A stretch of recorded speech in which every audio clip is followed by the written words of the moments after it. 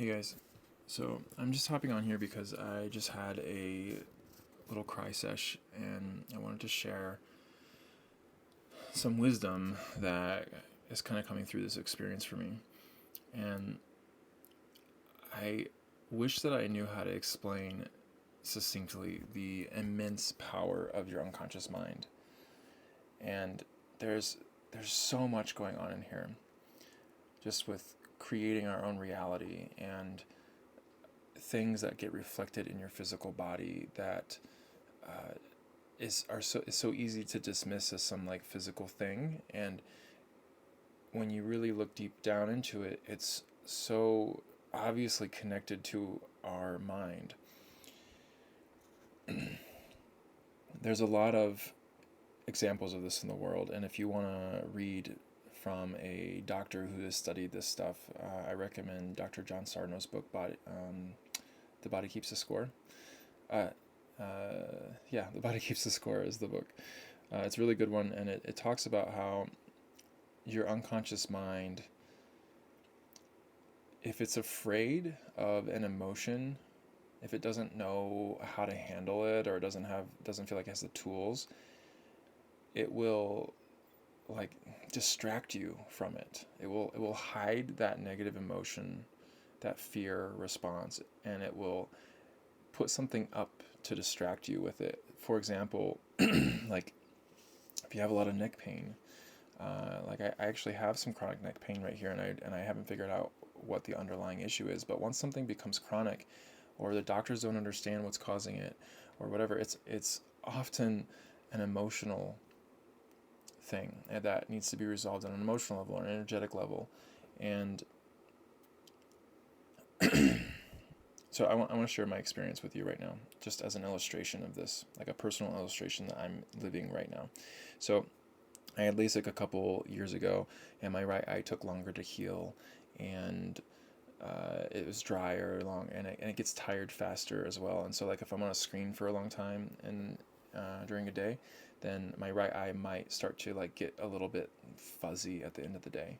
But lately, it's been happening like much faster and more frequently, and it's like not just at the end of the day, but in the middle of the day when I first wake up. And it would be really easy for me to assume that it's just screen time. But to be honest, I spend less time on screens than I did in my nursing career. And that was like 8 hours almost on a screen, plus my personal phone time. I was probably looking at screens for like 10 or 11 hours a day. And now I'm 4 or 6 hours a day on a screen, maybe. Anyway, it's less than it was before. And my eye has been getting blurry more often. So I have been trying to cut screen down like completely, and on Sunday I had no screen time, and my eye felt great, and I was outside, and it was like no problem for the most part. I started to get a little bit tired at the end of the day still, uh, but I just assumed that it was like recovering from last week. And so I want to make this succinct. So I started, because of all of the understanding that I have around the unconscious mind and how your unconscious mind can create physical manifestations from an emotional space. I started asking myself, why am I choosing to have my eye go blurry? And yes, it would be really easy for me to dismiss all of this as screen time, eye strain, whatever. But I understand the power of the unconscious mind, and this is why I'm making this video, so that you can understand it too. And I started asking myself, why am I choosing to make my eye blurry?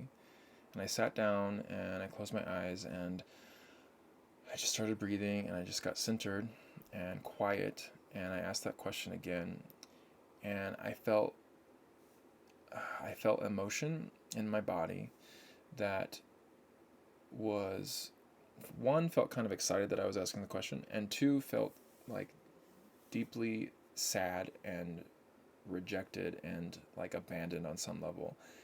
And there was like this desire to be hurt in some way, so that I could get attention or empathy or get taken care of. And I asked myself, like, why am I making my eye blurry? And the sense, the vision, the ideas that came to my mind were about being broken and getting attention and validation and love and support and and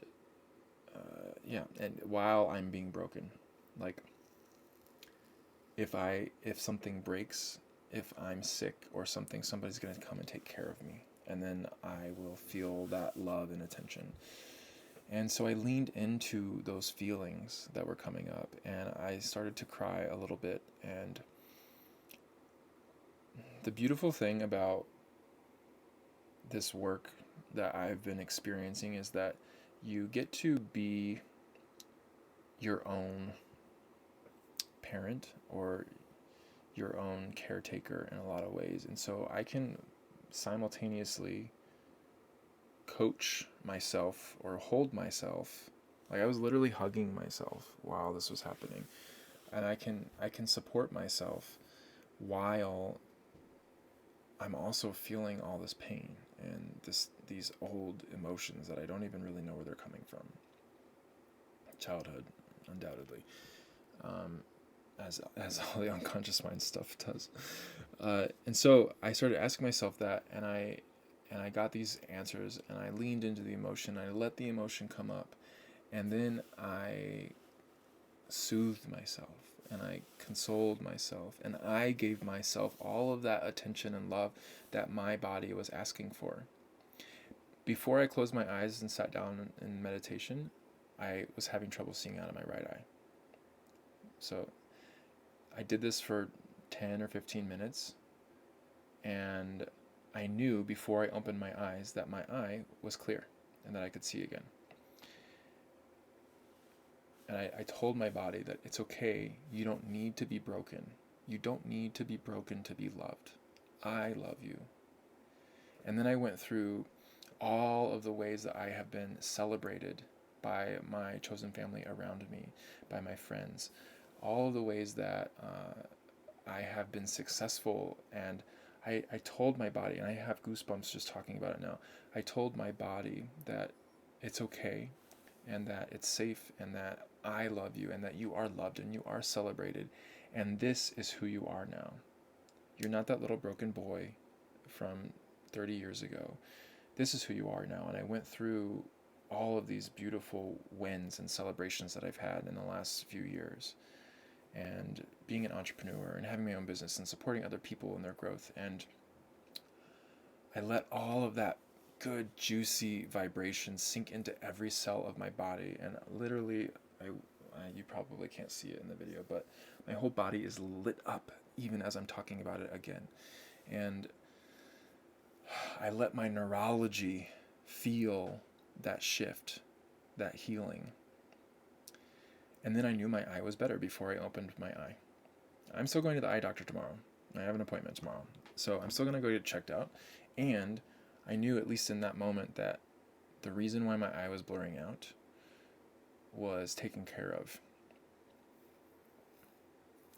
This shit's weird, isn't it? And that was my experience. Like, once my eye goes blurry at the end of the night, it hasn't been like just suddenly coming back after 10 minutes of having my eyes closed, sitting on a meditation cushion. So, like, how else do you explain that? It's energy, and if you can get into a space where you can really, with like absolute candor, really witness yourself and hear yourself, and then respond with love as like a divine parent figure would. Respond with love and hold and tell yourself it's going to be okay, and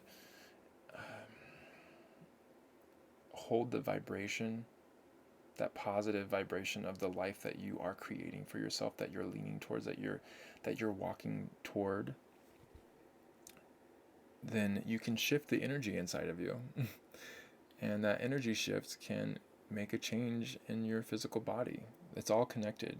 Your energetic self, your mental self, your emotional self, your physical self is all interconnected. It cannot be separated. It's one of the reasons why I left Western medicine, is because they only looked at the physical body and they're missing the 3 other parts. Sure, we have mental health, but we're missing some pieces in Western medicine. We do some stuff really, really, really, really well, right? I broke my leg a year ago, and a skiing accident, and thank God for Western medicine. And there was energetic, mental, emotional pieces that I had to go home and take care of for myself. So thank God I know how to do that too. So I want to give you this experience of mine, and if you're still watching this, kudos to you. 10.5 minutes. I want to give you this experience of mine because I know that if you lean into the power of your unconscious mind, you will discover amazing things. And those amazing things can lead you to a world where you can create anything that you want to. And you deserve that. You deserve to live the life of your dreams. And I hope that this gives you a little bit of inspiration to just pause and slow down and listen and hold yourself and give yourself all the love.